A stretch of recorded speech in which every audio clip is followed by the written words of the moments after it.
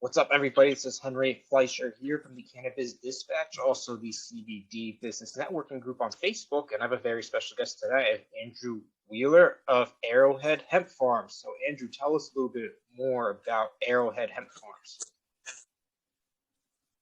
I'm glad to be here, guys. Our farm is based in Asheville, North Carolina. We're USDA organic, and we specialize in small batch craft cannabis. And that's from seed all the way through to finished flower, full spectrum products. Last year, we grew a lot of CBG along with the CBD. And this year, we are focused on mainly CBD and in North Carolina under the state pilot program. And it's looking like November 1st, we'll be switching over to the USDA program. Oh, nice. So when did you start Arrowhead Hemp Farms? 2019. In 2019, we did 3 acres and 2 greenhouses, and we rented the land that year. And we learned a big lesson that I wanted the control of being on my own property with my family and with my kid. And so this past year, 2020, and again in this year, 2021, we're focusing on everything here at the family farm. We do a share crop over with our friends at Other Side, where we grow another 2 acres. But everything for the past 2 years has been here on the family farm, and which is in Asheville. Oh, got it. And what was it that made you want to start growing hemp? I love cannabis. I've always loved cannabis. And when the farm bill started to pass in North Carolina, and we had friends and family and stuff jumping in on it, in 2018, we got to see and witness the quality that the hemp flower, it blew me away. I had no clue that you could have a hemp flower low in Delta 9 with that kind of terpene coverage and that kind of resin coverage.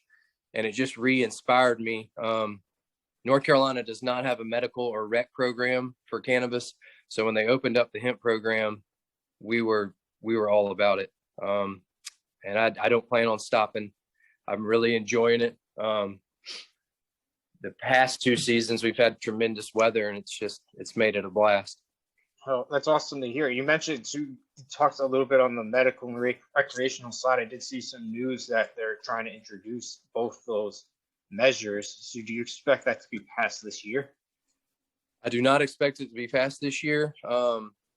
We had some friends reach out to the legislators recently, and they said that it's kind of in a holding pattern right now. But there is documents being pushed forward.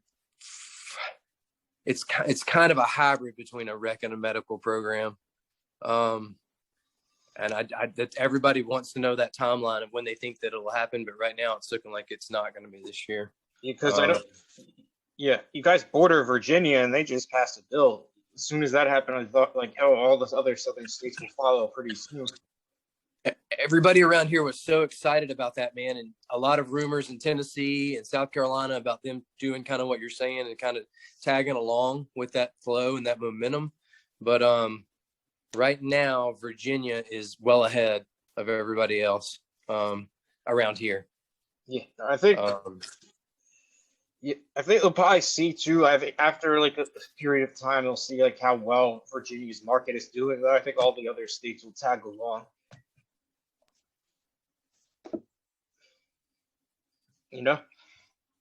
Hey, buddy, you froze there. What did you say? No, I was saying too. I think it'll be some period of time after while Virginia's market is active, that the other southern states will tag along because they'll be seeing Virginia's performing really well. We got to do this with our state.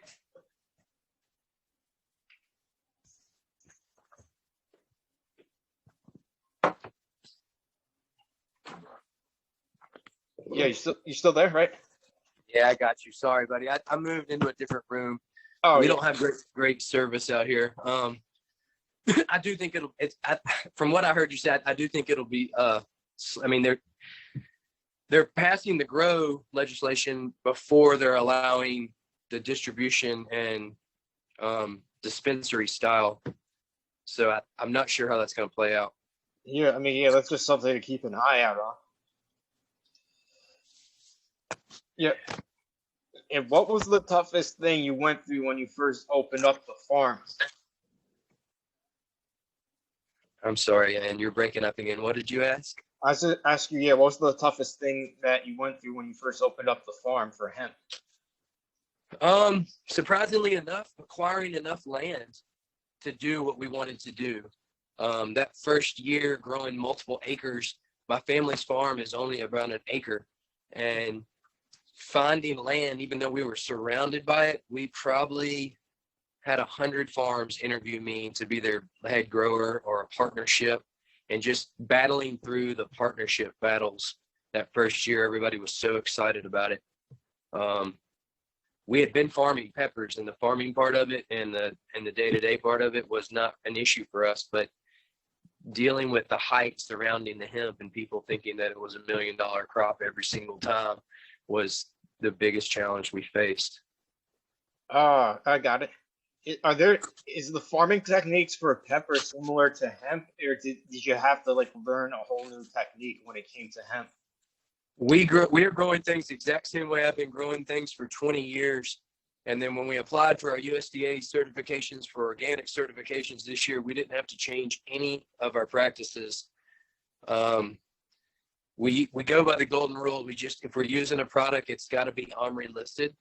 Mm-hmm. And the practices for growing peppers, as far as the timing and using a greenhouse, are very similar to hemp. Oh, wow. Oh, that's interesting to know. And knowing everything that you know now, is there anything you would do differently if you had to do it all over again? Probably a lot. Trying to think. Other than the big lesson of just knowing that I wanted to be on our own property, growing our own crops with no partners, probably just really focusing on that the high-end smokable early. The first few seasons, not very many people talked about smokable flower. It was mainly tinctures, mainly people selling bulk crude, and I think a lot of farmers missed that boat. They got turned off by the crude market being upside down, and they just kind of ignored the flower market. Mm-hmm. That getting in on that earlier would have been a blessing, I think. Just I can't really think of anything that would do differently other than that. Oh, gotcha.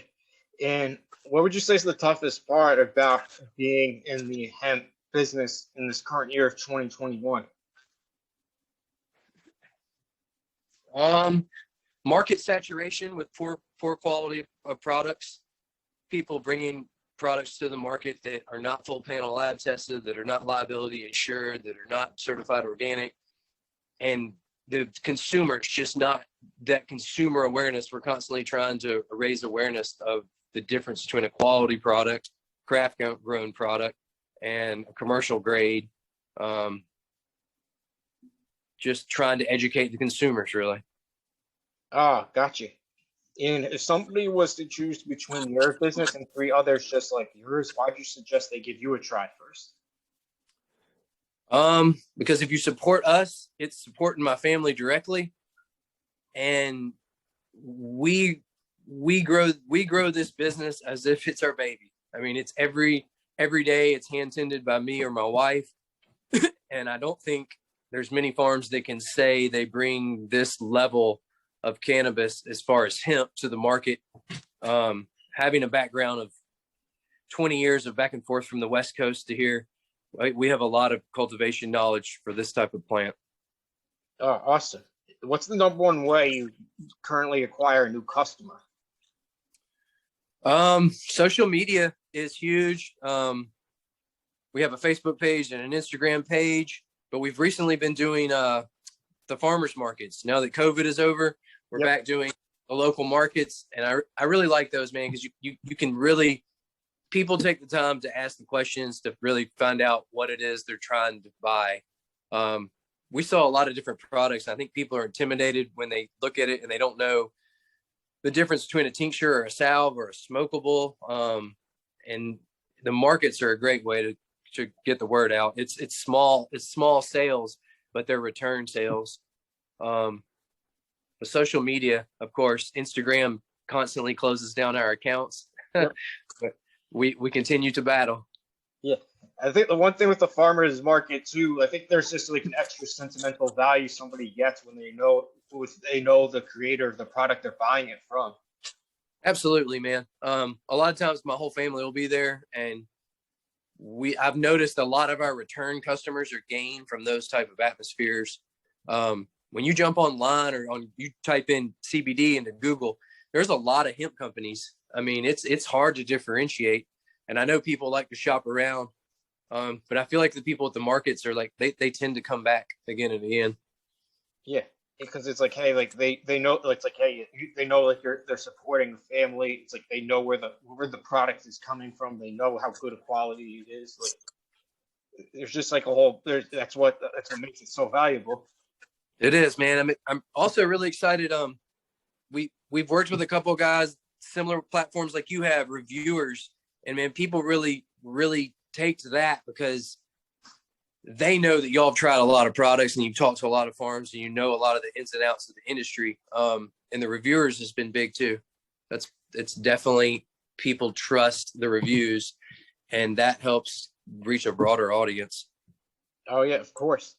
So you did talk a lot about the internet. So what role do you think that has played in your business becoming more prevalent? The internet? Yeah. The biggest role we're seeing, man, is if we could truly have that freedom of speech on social media. I've always felt that it helped us when I was able to post and speak freely about hemp, but a lot of those social media outlets are kind of prohibitive of it. I mean, moving forward, the internet is not going anywhere, and sales will continue to mainly be on there, I think. But I'd love to see the ability to market a little more openly. Yeah, I think slowly but surely, I think once the regulations change at a federal level, then all the social media outlets will probably change their policies as well too.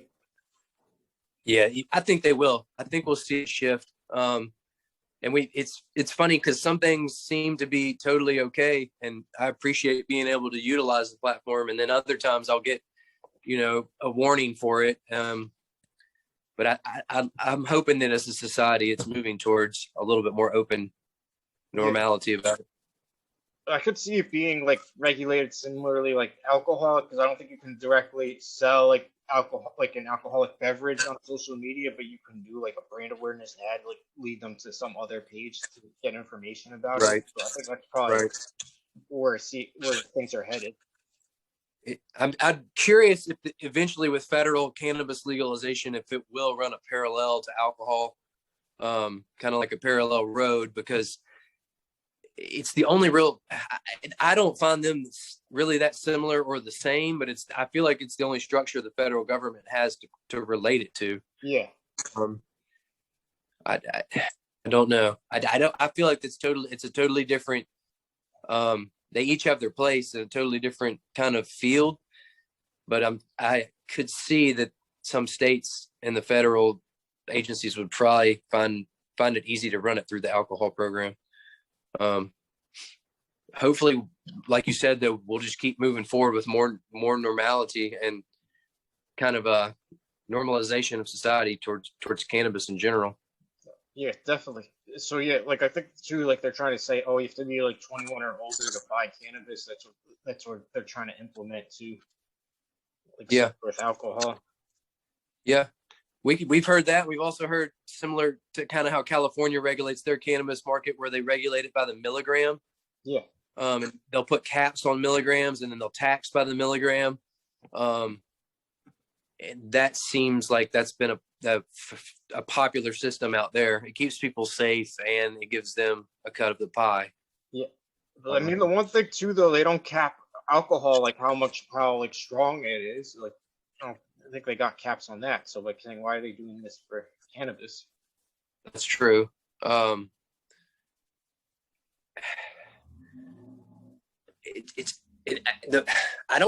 Another big question people have been pondering is, even if it does go federally legal, are they just going to leave it up to the states, like have a umbrella and then let the states kind of individually regulate it?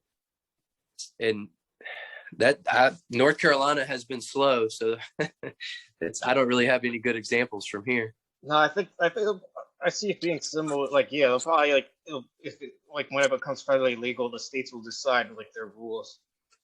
Sure. And that's what I see happening. Yeah, that makes sense to me.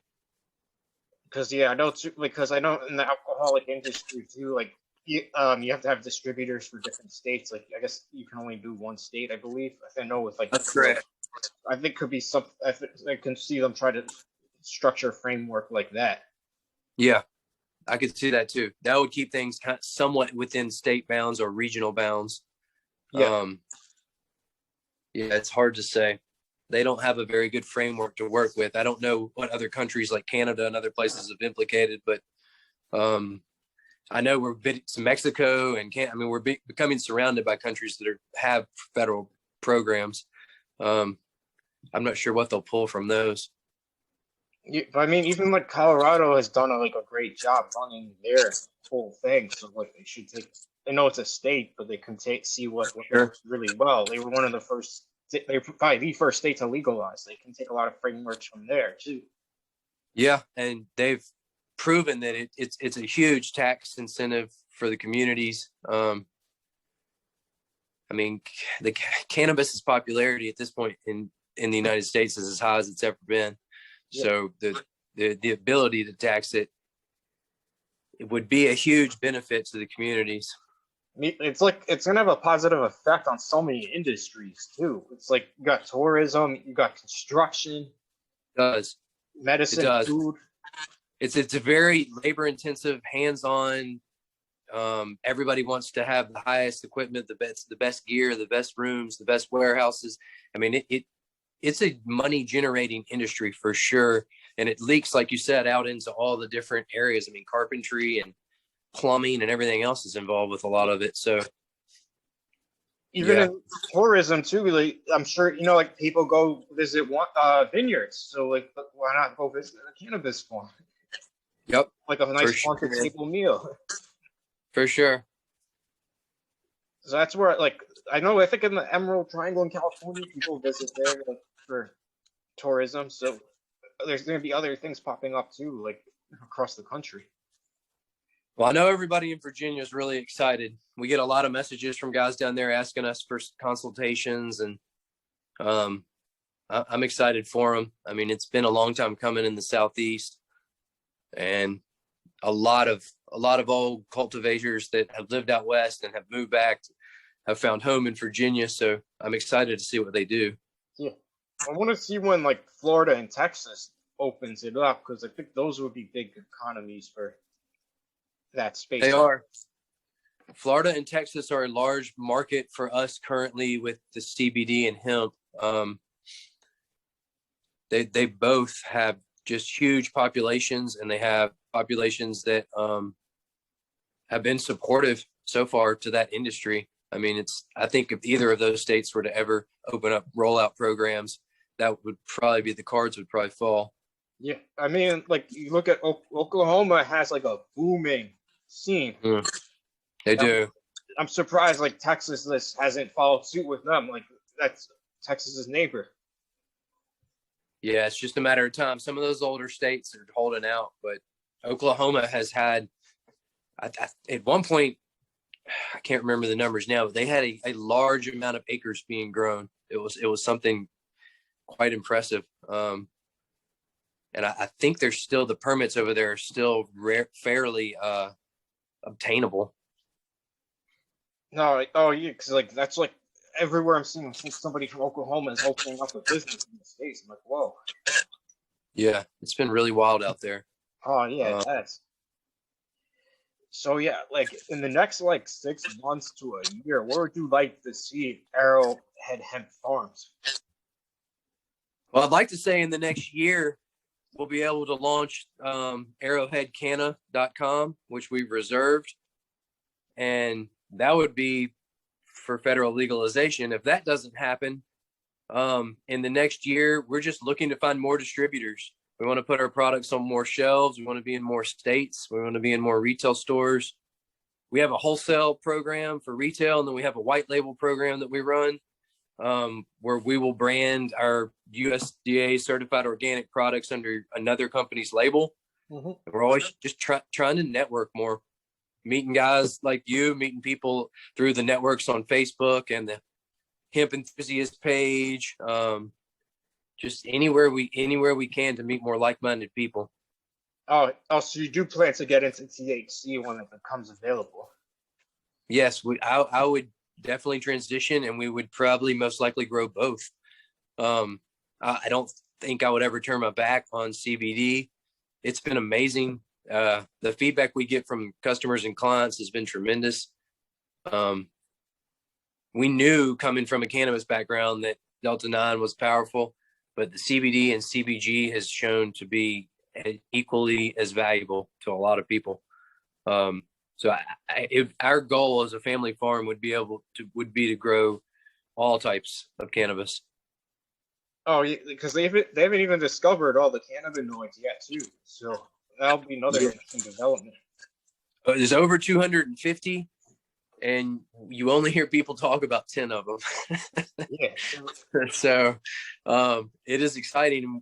As breeders and growers, we've been talking a lot about what the new wave that's coming for genetics is going to be, and that's going to be the 1-to-1 to 1-to-1 to 1-to-1, and it's going to be equal parts of the cannabinoids instead of just like a high CBG with very little anything else, or a high CBD with very little anything else. You're going to see a CBD, CBG, THC, CBDV. The cultivar, the potential is there to get an 8% of each. Yep. And that would be the true medicine. I mean, at that point, you're talking, the possibilities would be endless at that point of the formulations that you could make. And they're working on every year. A new cannabinoid is kind of, the new ones that are coming out right now are CBDV and THCV. They have plants that can actually accumulate both. So it's unlike Delta 8, it's going to be a naturally occurring cannabinoid, and you can have an actual full spectrum product from it. Next year there'll be another one. Yeah. Because CBD, like the cannabinoids treat so many different things too. It's like unbelievable what it does. Well, the way it reacts with the receptors in the body, it actually enables other cannabinoids to react with your body differently.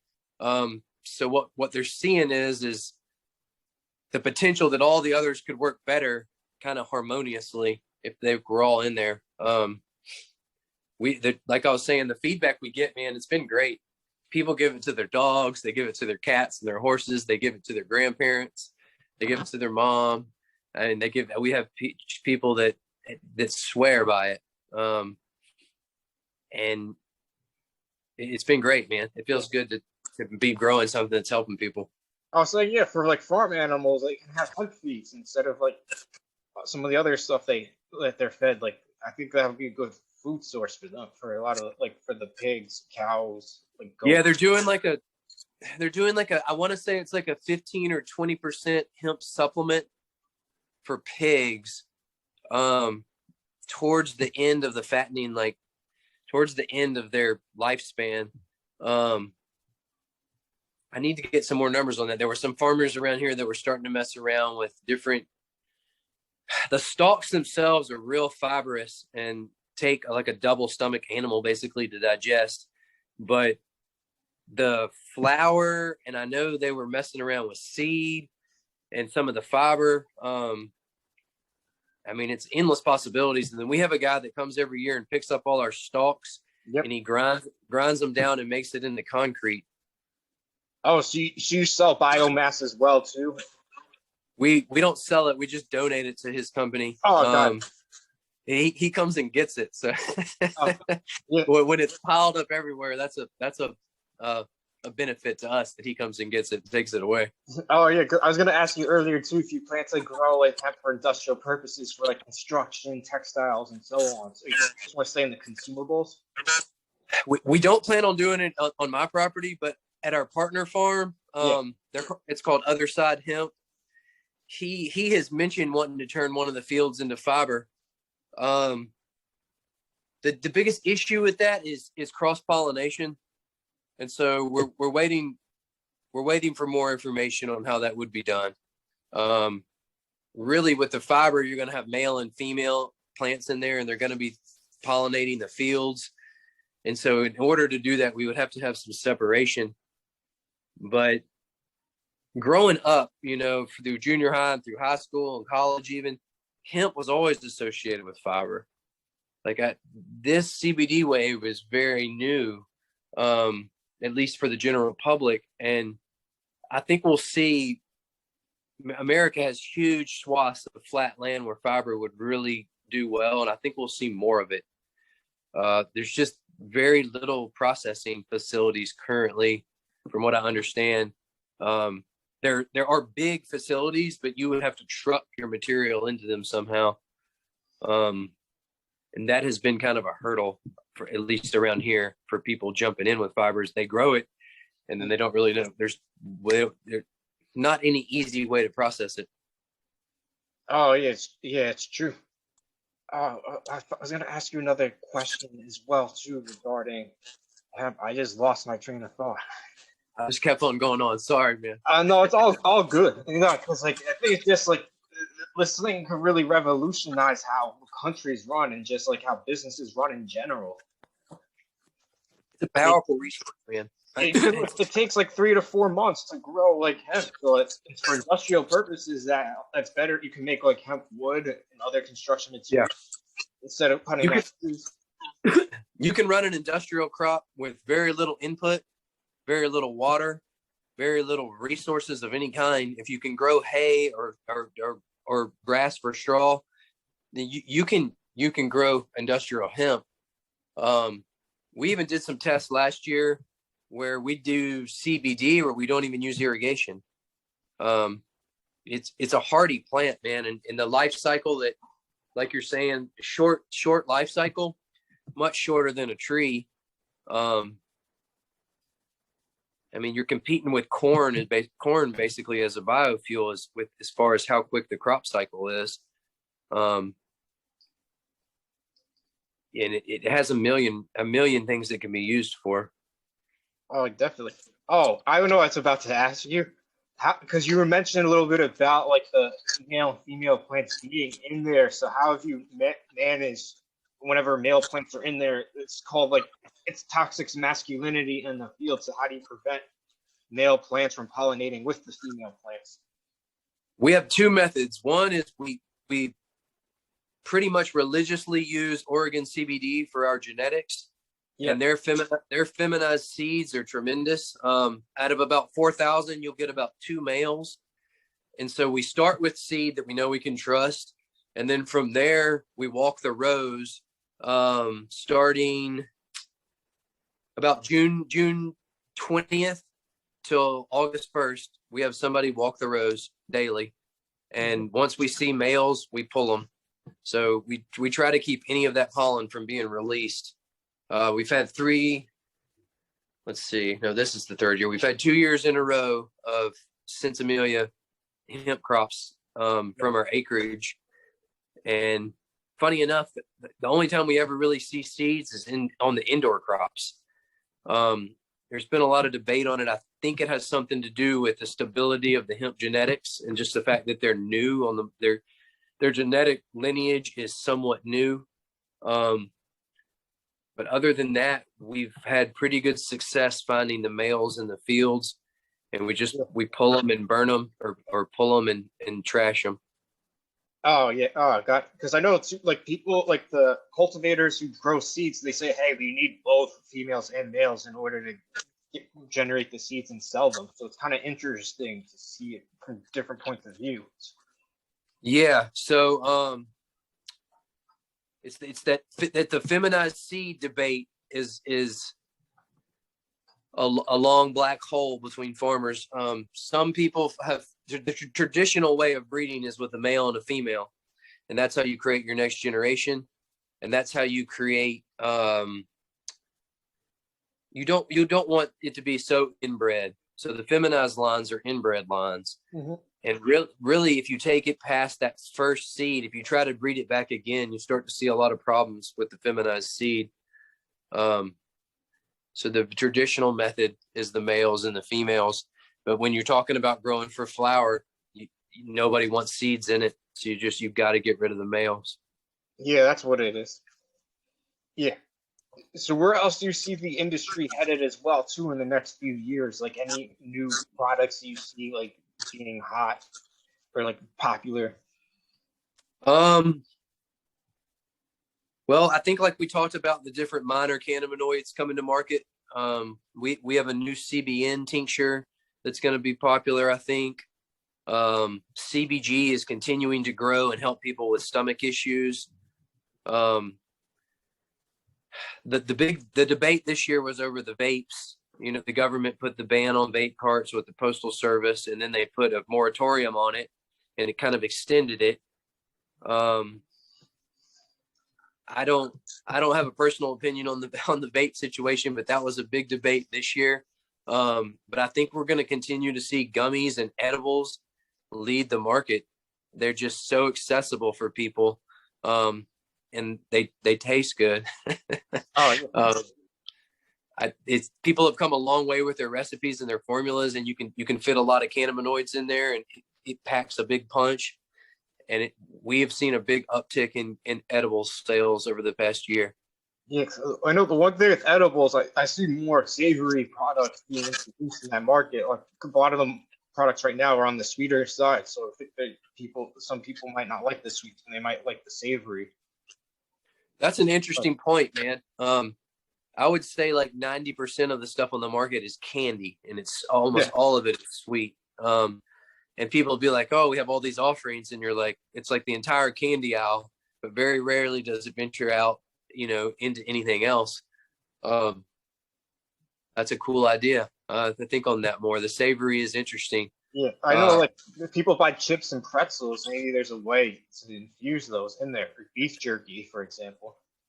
I'm sure you could. In fact, the gummies are so complicated. We make vegan gummies, and they're so complicated.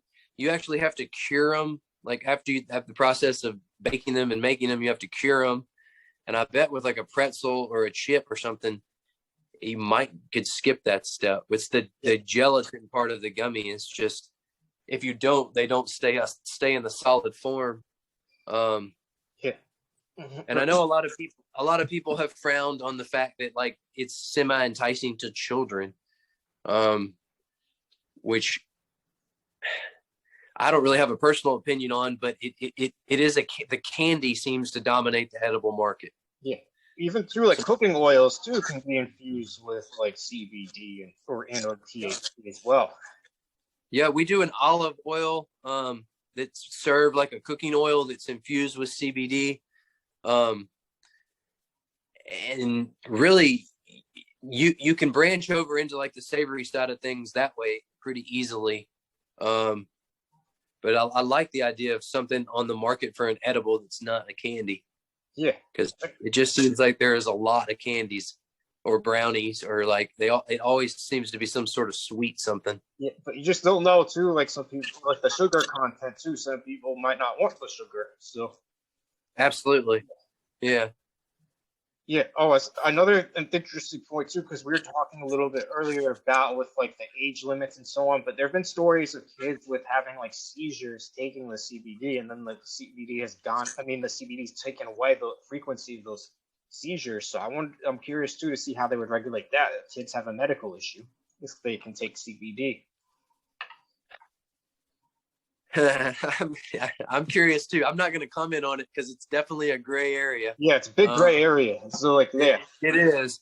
Some states are adamant against stuff, and then other states have yet to really say anything. And then the FDA, of course, has never made their call on any of this stuff.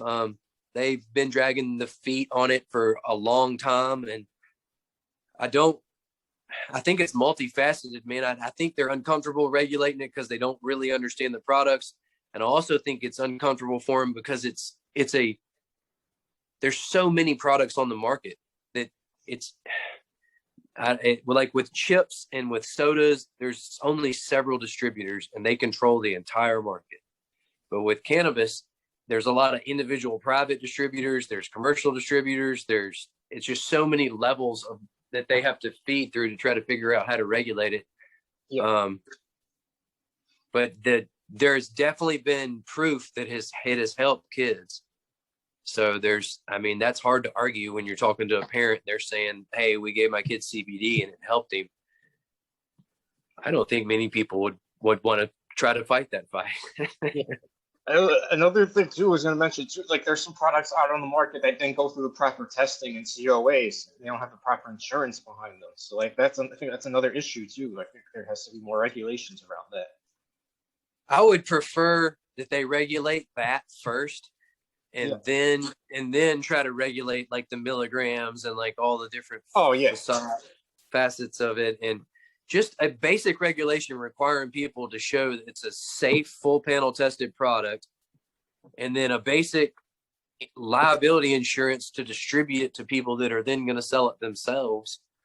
That would be a start. And that seems like something that the government could accomplish without having to even understand the medical side of it.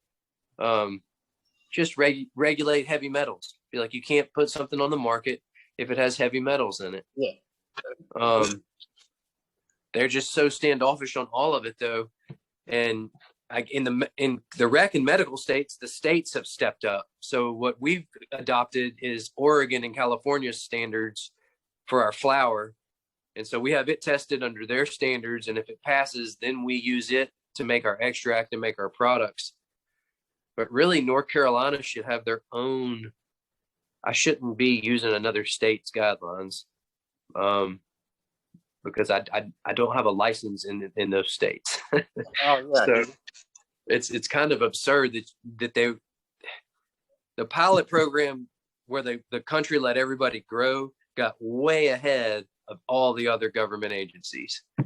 And so at this point, everybody's playing catch up. And there's too many farms that just aren't self-regulating. There's a lot that don't do any testing at all. Yeah, I know. Yeah, go ahead. No, it's just I can understand the pressures that they get and the decisions while they try to cut corners, but if you're in it for the long haul, it's not going to be the way to go. No, of course. I don't like another issue some farmers have faced too is like they try to enter some deals with like other people said, oh, they can supply like they can move like their product, but then something happens where it ends up on product for like 2+ years. So like that's another thing. The brokers are an interesting part of the industry because they're needed, but they're also the guys that are good and that are needed and that help move product inspired a lot of people that were not very experienced to try to do it as well. And what they did is those inexperienced guys, like you said, told farms they could move product. Farms grew the product thinking they could move it. And then when the sales came, it all fell apart. Well, I think too, they enter bad contracts too. If they like hire the broker, like I think it's best. Like I think it's just best practice. They pay the broker off anything he moves, as opposed to just hiring him directly. You know, for sure. That the first several years, especially, people were really excited about it, and the playing field became uneven real quickly with supply and demand, and then the quality came into issue. And a lot of people hate on the brokers. They're absolutely needed. I mean, they're in an unregulated industry. The broker is the closest thing we have to a distributor a lot of times. But yeah, having a poor contract is if you're going into hemp and you're starting now, I can't warn you enough is make sure you read the contracts that you're signing, make sure you understand them. And then most importantly, make sure a contract means nothing if you're not willing to go to court and fight it out. Because that's all a contract does is if you're the other side of it faults, then you go to court, but that's a money battle at that point. And sometimes that it's going to cost more than the crop's worth. Oh, yeah. It was hard lessons for people learn those first few years, but I think the playing field and I think the supply and demand is starting to level back out some. A lot of the big commercial farms have closed, and a lot of the craft kind of self-sustained farms that were already farms to begin with are still here. And I think what we'll see is an increase in quality and kind of a stabilization on the price point for farms and for the consumers. Yeah, I could see that too. It's like still in the Wild West period. It's still very much in its infancy. Yeah. The big money years were 2018 and 2019 as far as hemp flower and the most number of growers in the country. I want to say 2019 was the most growers the country had since the inception of the Farm Bill. And the seed sales and everything that year they were at insane levels. And I've recently read some statistics that were saying that 20% of what was grown in 2019 would have sufficed for the demand. Which basically, if you didn't grow the very best, then it put a hurting on people being able to sell it. Oh, yeah. And we've had people wanting to go to like tobacco commodity pricing, but it's not. I tell people this a lot. Cannabis is meant to be grown, not farmed, because it's a crop that is super. There's so much attention to detail that goes into growing high quality that, like, when you scale out across 30 or 40 acres farming style, I just have yet to see anyone that can produce the quality at that scale. There's a very few microclimates in the U.S. that produce that top shelf quality, but on like an industrial farm level, I feel like that's where fiber comes in. Oh, yeah. So, yeah, that's definitely interesting. How do you see Delta 8 being regulated as well, too, in the future? Because some states that have legal, medical, and rec have banned it.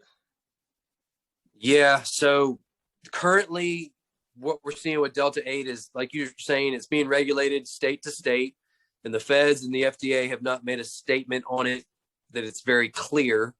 Right now, there are some states like Florida that have made declarations that it's wide open and they're fine with it as long as the testing is there. And then there's other states, especially recreational cannabis states, that are saying they're not allowing any sales of it at all. I think the Delta 8, I think we'll see all the states make a declaration on it before the feds do. So right now, North Carolina hasn't said anything. We have Delta 8 products. That our Small Axe company is our Delta 8 wing. And right now it's being sold at retail stores in North Carolina and across the country. But I think the states within the next year, I think every state will have some sort of statement on it. I think they're going to have to, because it's in their stores. And it definitely is giving a psychoactive effect. The milligram dosage, there not being any sort of limits on that. I think we'll see state regulation in the next year from every state on it. No, because I think because like some people don't want to get super high. Maybe they just want a tiny high. So there's a market for that product too. Yeah, it's a funny split across the country. Some people are, want the strongest milligrams and the strongest Delta 9 percentages, and other people actually are looking for the CBG, which has hardly any Delta 9, hardly any CBD. They want the bare minimum, and then you have people that want the tea-free products. Everything seems to have its place. Yeah, definitely. So, yeah, what advice would you give to somebody who's thinking about entering the cannabis space? Start small.